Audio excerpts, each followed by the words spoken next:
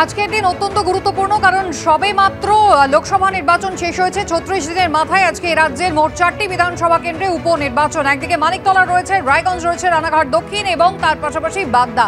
প্রথম 1 ঘন্টায় কিন্তু একেবারে শাসক বিরোধী একে অপরের বিরুদ্ধে অভিযোগ, পাল্টা অভিযোগ যেমন শোনা যাচ্ছে, তার পাশাপাশি কিন্তু বিক্ষিপ্ত গন্ডগোলের খবর ইতিমধ্যেই আসতে শুরু করেছে। আপনারা জানেন কেন্দ্রীয় বাহিনী তারা কিন্তু মোতায়েন রয়েছে এই উপনির্বাচনের জন্য, এবং সেখানে বাগদায় সব থেকে বেশি কেন্দ্রীয় বাহিনী মোতায়েন রয়েছে 20 কোম্পানি, টোটাল 70 কোম্পানি কেন্দ্রীয় বাহিনী এই 4টি কেন্দ্রের উপনির্বাচনের জন্য মোতায়েন রয়েছে। রানাঘাট দক্ষিণ সেখানে কিন্তু স্পর্শকাতর বুথের সংখ্যা সব থেকে বেশি। আর সেই রানাঘাট দক্ষিণের খবর দিয়ে এবার শুরু করব। পায়রাডাঙ্গা অঞ্চল, যেখানে বিজেপি এজেন্টের বাড়ি ভাঙচুর করা হয়েছে এমনটাই অভিযোগ। আবির দত্ত আমাদের প্রতিনিধি রয়েছেন আমাদের সঙ্গে। আবির, সব থেকে বেশি স্পর্শকাতর বুথ রয়েছে রানাঘাট দক্ষিণে আমরা জানি, আর সেখানেই পায়রাডাঙ্গায় একেবারে বিজেপি এজেন্টের বাড়ি ভাঙচুরের অভিযোগ।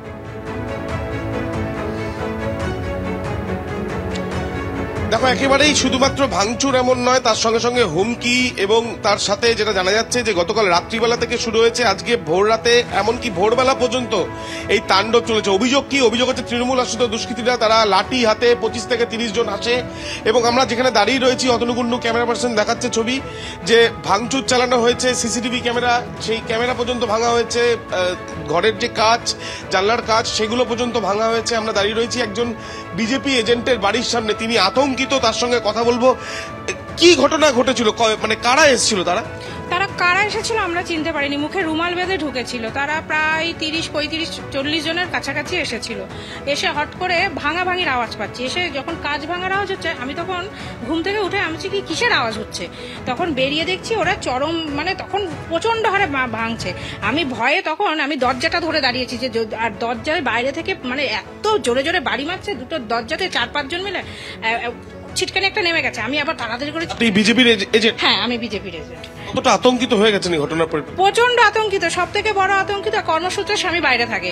এবার আমার শাশুড়ি মা আর আমরা দুজনা থাকি। এবার আমরা রাত দুপুরে, মার তো যা অবস্থা শরীরের, মা যখন তখন কিছু হয়। এবার যদি রাতে কিছু হয় আমাকে তো নিয়ে বেরোতে হবে, সেইটা যদি আমি বেরোতে না পারি, তার মা। বুথেও যেতে পারছেন না এই ভয়ে? না, বুথে তো যাবোই, যাবো না কেন, ভয়ে যাবো না, যাবোই, বুথে যাবো, ভোট দেবো, এজেন্ট আছি, এজেন্টের কাজ করে আসবো, ডকুমেন্ট জমা করে এসেছি, সমস্ত করে। যা ভাঙচুর বা এই হামলার পেছনে কারণটা কি মনে হচ্ছে? এখন কি বলবো, আমরা তো কিছু বুঝতে পারছি না। হচ্ছে এখন তৃণমূল আশ্রিত কিছু হতে পারে, তারা যেহেতু হুমকি দিচ্ছে, অন্য কোনো ইয়ে। আর সব থেকে বড় কথা, 12 বছর বিয়ে হয়েছে আমার, আমি পায়রাডাঙ্গায় 12 বছর এসেছি, আমার রানাঘাটে বাবার বাড়ি। আমি কোনোদিনও দেখিনি যে ভোটের আগের দিনে সেরকম করে যায়। এইবার দেখলাম ভোটের আগের দিনে সেরকম করে গেল। ভোর রাত তো অব্দি চললো তাণ্ডব। প্রচন্ড। শুধু কি আপনার বাড়িতে না, আশেপাশে প্রচুর। আমাদের যে মেম্বার, উনার বাড়িতে ওনাকে মেরে ধরে একদম বিচ্ছিরি অবস্থা করে দিয়েছে।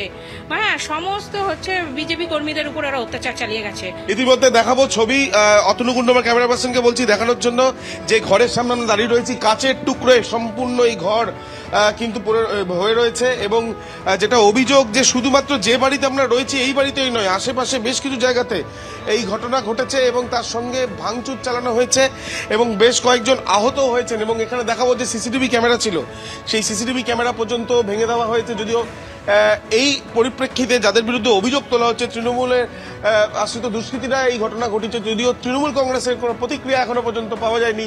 তবে এই ঘটনার পরিপ্রেক্ষিতে যিনি এখানকার এলাকায় যারা থাকেন তারা কিন্তু যথেষ্ট আতঙ্কিত, এবং চাঞ্চল্য ছড়িয়েছে এই ঘটনার পরিপ্রেক্ষিতে। সেই ছবিটাই আমরা দেখতে পাচ্ছি।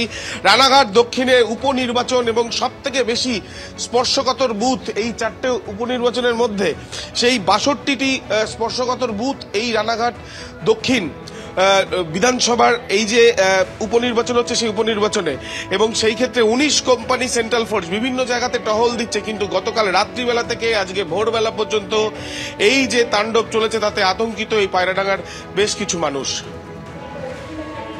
একেবারে আবির, সেই ছবি আমরা দেখতে পাচ্ছি, এবং বিজেপির এজেন্ট তিনি রীতিমতো আতঙ্কিত হয়ে রয়েছেন। গতকাল সারা রাত জুড়ে তাণ্ডব চালানো হয়েছে, এবং এই বাড়িতে ভাঙচুর করা হয়েছে, সিসিটিভি ভাঙা হয়েছে।